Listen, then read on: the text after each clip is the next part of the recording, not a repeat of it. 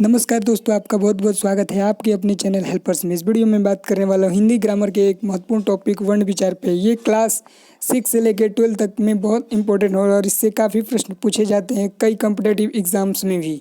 तो आगे चलते हैं, शुरू करते हैं। इस वीडियो में विशेषकर वर्ण विचार और इससे संबंधित जो भी टॉपिक हैं महत्वपूर्ण, उनके बारे में चर्चा करूँगा। तो चलिए शुरू करते हैं। इस वीडियो में बात करेंगे वर्ण उस मूल ध्वनि को कहते हैं। आखिर वर्ण होता क्या है, इसकी परिभाषा क्या होती है। तो सबसे पहले हम बात करेंगे वर्ण की परिभाषा पर। वर्ण विचार क्या है? वर्ण विचार उस मूल ध्वनि को कहते हैं जिसके खंड या टुकड़े न किए जा सके, यानी कि इसको बांटा ना जा सके। जैसे क, त, म, च, इसके टुकड़े आप नहीं कर सकते। इसी को हम क्या कहेंगे? वर्ण विचार। दूसरे शब्दों में भाषा की वो सबसे छोटी इकाई ध्वनि है। दूसरे की सबसे छोटी इकाई ध्वनि है और इस ध्वनि को वर्ण कहते हैं। यानी कि भाषा की जो सबसे छोटी इकाई होती है उसे ही हम लोग ध्वनि कहते हैं। जैसे अ, हर्षई, दीर्घई, र, त, ये सब, इसके टुकड़े आप नहीं कर सकते। अ के टुकड़े आप नहीं कर सकते। वर्ण भाषा की सबसे छोटी इकाई है और इसके खंड और टुकड़े नहीं किए जा सकते। अब कुछ एग्जाम्पल्स के द्वारा इसको हम प्रूफ करते हैं। जैसे कि उदाहरण द्वारा मूल ध्वनियों को यहाँ स्पष्ट किया जा रहा है। राम और गाय के चार मूल ध्वनियाँ हैं जिसके खंड नहीं किए जा सकते। जैसे र, आ, म। र को आप तोड़ नहीं सकते, आ को भी नहीं तोड़ सकते और म को भी नहीं तोड़ सकते। जबकि पूरा जोड़ने पर ये राम बन जाता है। राम को जरूर आप तोड़ सकते हैं, लेकिन र और म और त को आप नहीं तोड़ सकते। इस तरीके से राम बन गया, रा, आ, म, राम। इसके आप खंड या टुकड़े नहीं कर सकते। ध्वनियों को वर्ण कहते हैं। वर्ण की अपनी लिपि होती है। लिपि को वर्ण का संकेत भी कहते हैं। हिंदी में 52 वर्ण हैं। वर्णमाला किसे कहते हैं? वो अल्फ़ाबेट। वर्णों के समूह को वर्णमाला कहते हैं। जैसे इसे हम ऐसे भी कह सकते हैं कि किसी भाषा के समान प्रत्येक वर्णों के समूह को वर्णमाला कहते हैं। प्रत्येक भाषा की अपनी वर्णमाला होती है।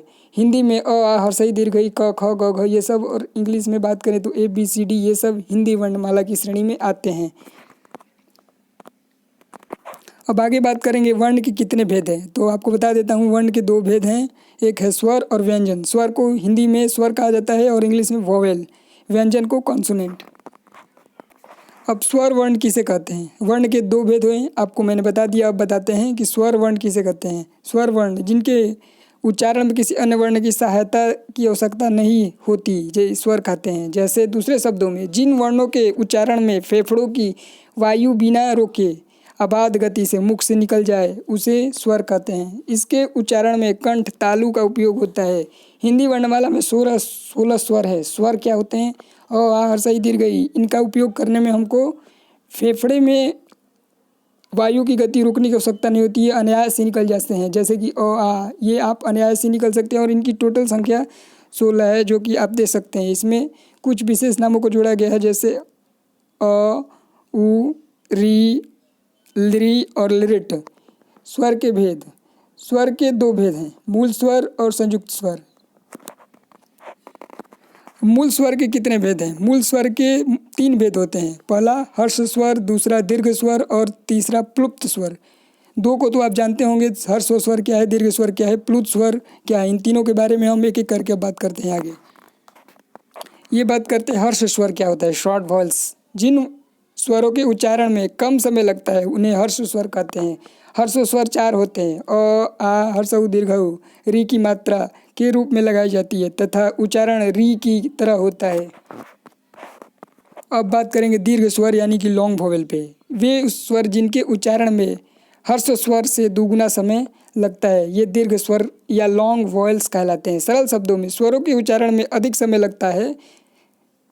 सरल शब्दों में स्वर उच्चारण में अधिक समय लगता है, उन्हें दीर्घ स्वर कहते हैं। दीर्घ स्वर 7 होते हैं। अ, हर्षई, हर्षऊ, ए, ऐ, ओ और औ।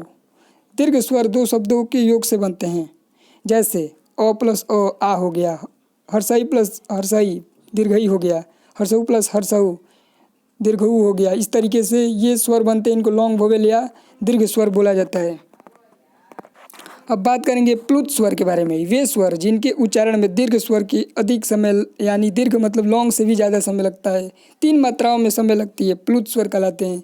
वे स्वर जिनके उच्चारण में दीर्घ स्वर से भी अधिक समय लगता है, यानी कि 3 मात्राओं का समय लगता है, प्लुत स्वर कहलाते हैं। सरल शब्दों में, जिन स्वरों के उच्चारण में तिगुना समय लगे उसे प्लुत स्वर कहते हैं। इसका चिन्ह आधा अ है। इसका प्रयोग अक्सर पुकारते समय किया जाता है, जैसे सुनो। ये जो एस जैसा लिखा है यह अ है, इसको आधा अ बोला जाता है। ये संस्कृत में होता है। राम, ओम, इस तरीके से।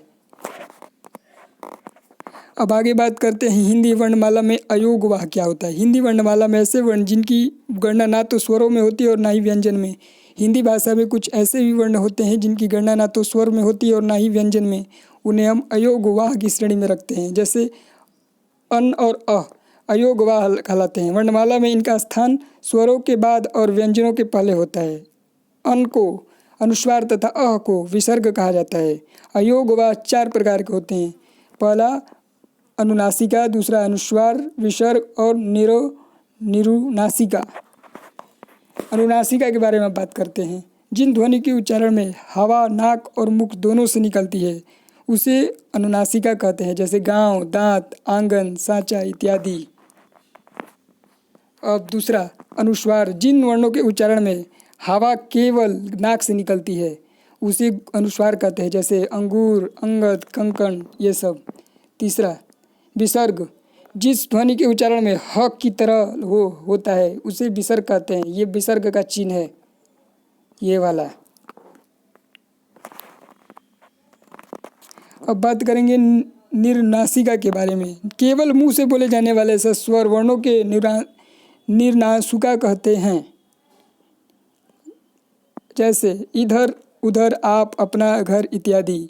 इसे निरुनासिका बोलते हैं, निर्नुनासिका। आशा करता हूँ इस वीडियो में मैंने वर्ण विचार को अच्छे से डिटेल में कवर किया है। इसके और भी कुछ टॉपिक्स हैं जिसको मैं बाद में वीडियो के माध्यम से आपको बताऊंगा। आशा करता हूँ ये वीडियो आपको बहुत ही अच्छा लगा होगा। वीडियो को अंत तक देखने के लिए आपका बहुत बहुत धन्यवाद। Thank you.